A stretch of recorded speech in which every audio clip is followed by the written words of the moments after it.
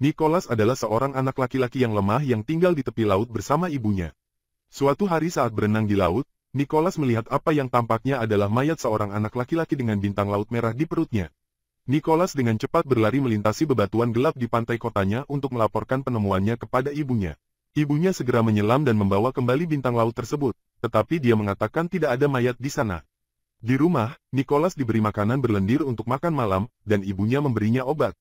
Nicholas bertanya kepada ibunya penyakit apa yang dia derita. Ibunya menjelaskan bahwa semua anak laki-laki di pulau ini membutuhkan perawatan karena tubuh mereka akan berubah dan melemah seiring bertambahnya usia. Malam itu, semua ibu di pulau itu terlihat berkumpul di suatu tempat. Mereka pergi ke tepi pantai. Kemudian, ibu Nicholas membawa kembali mayat yang dilihat Nicholas sebelumnya, dan ibu-ibu yang lain berkumpul di sekitarnya. Keesokan harinya, Nicholas bermain dengan bintang lautnya. Setelah anak laki-laki lain mengejeknya karena takut pada bintang laut tersebut, dia marah dan menyerang anak itu.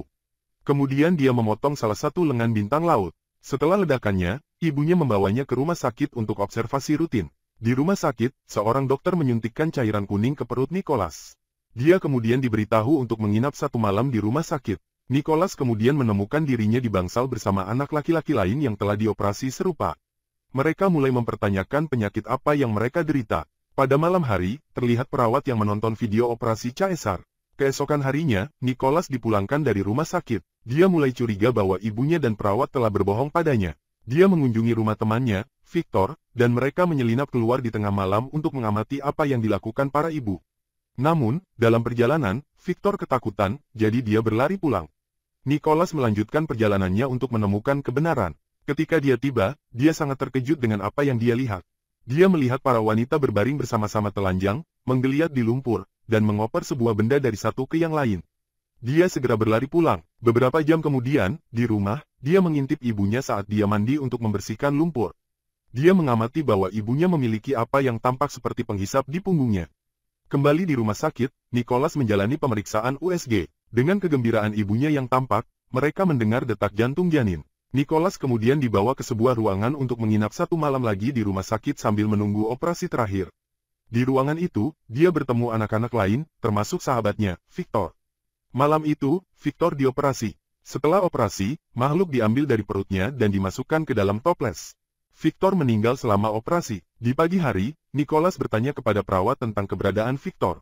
Perawat berbohong dan memberitahu Nicholas bahwa Victor sedang dalam pemulihan. Seorang perawat membawa cangkang keong ke dalam bangsal, mengatakan bahwa Victor telah mengirimkannya kepada mereka. Ibu Nicholas mengunjunginya, dan dia membawa makanan untuknya. Namun, dia menolak untuk makan apa yang dia beri makan.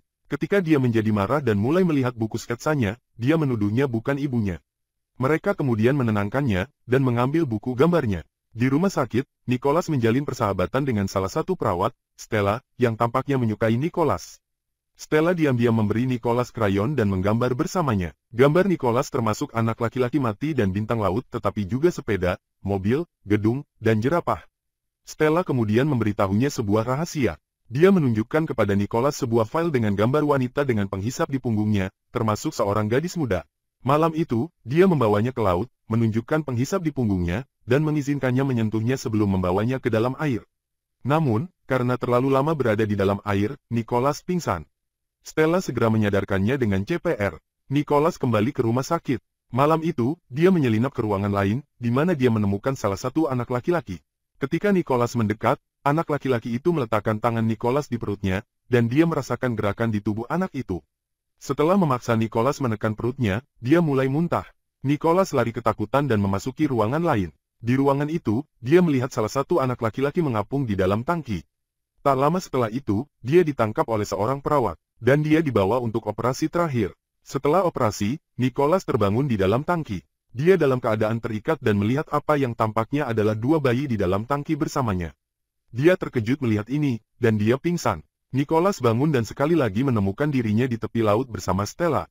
Mereka kembali masuk ke dalam air, tetapi kali ini Stella menekan mulutnya ke mulut Nicholas saat dia berenang bersamanya, memberinya udara untuk bernapas di bawah air. Dia mendorongnya ke permukaan, dan keduanya berakhir di perahu kecil yang mengapung jauh dari pulau. Setelah memastikan Nicholas minum air tawar, Stella kembali ke laut, mungkin untuk kembali ke pulau. Nicholas tetap di perahu dan, saat malam tiba, dia menemukan dirinya mendekati pelabuhan sebuah kota besar.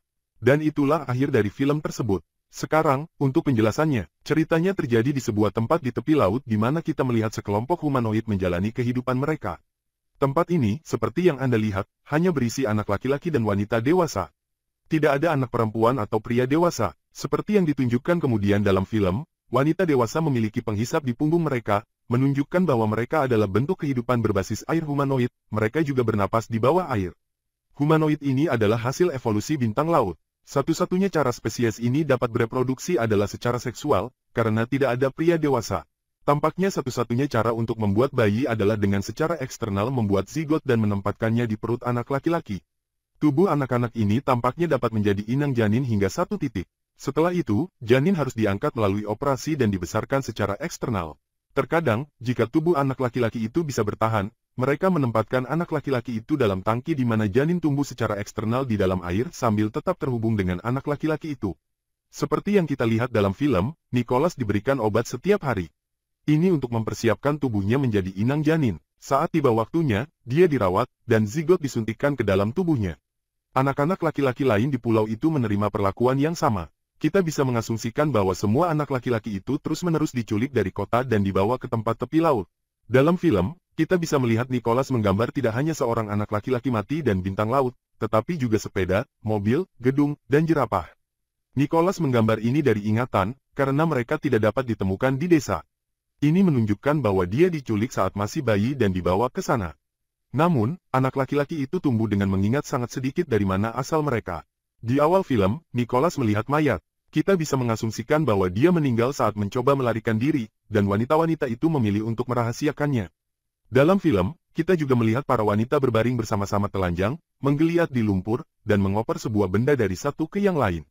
Ini adalah semacam ritual reproduksi kelahiran. Memiliki bayi di antara mereka membuat para wanita itu menjadi liar secara maternal dan mereka menghasilkan zigot yang kemudian dikumpulkan dan disuntikkan ke anak laki-laki untuk menghamili mereka. Dalam adegan lain, kita diperlihatkan sekilas tentang humanoid yang menonton video operasi caesar. Begitulah cara mereka mengetahui cara memotong perut tanpa melukai janin. Tampaknya para humanoid biasanya salah melakukan sayatan caesar dan akhirnya membunuh anak inang. Kita bisa melihat ini terjadi pada Victor, yang meninggal setelah operasi.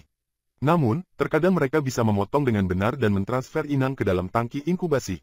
Ini terjadi pada Nicholas, yang selamat dari operasi. Setelah di dalam, janin tumbuh cukup cepat dan inang tetap hidup, mungkin untuk ditanamkan zigot lain setelahnya. Di akhir film, Stella, yang benar-benar mencintai Nicholas, memutuskan untuk menyelamatkannya dari penderitaannya. Dia kemudian menyelundupkan Nicholas keluar dan membawanya ke perahu. Ini tampaknya merupakan cara para humanoid bepergian dan masuk ke kota-kota manusia untuk menculik anak-anak. Saat malam tiba, Nicholas melihat bahwa dia mendekati pantai sebuah kota manusia. Kita bisa berasumsi bahwa dia akan diselamatkan dan bersatu kembali dengan orang tuanya yang asli.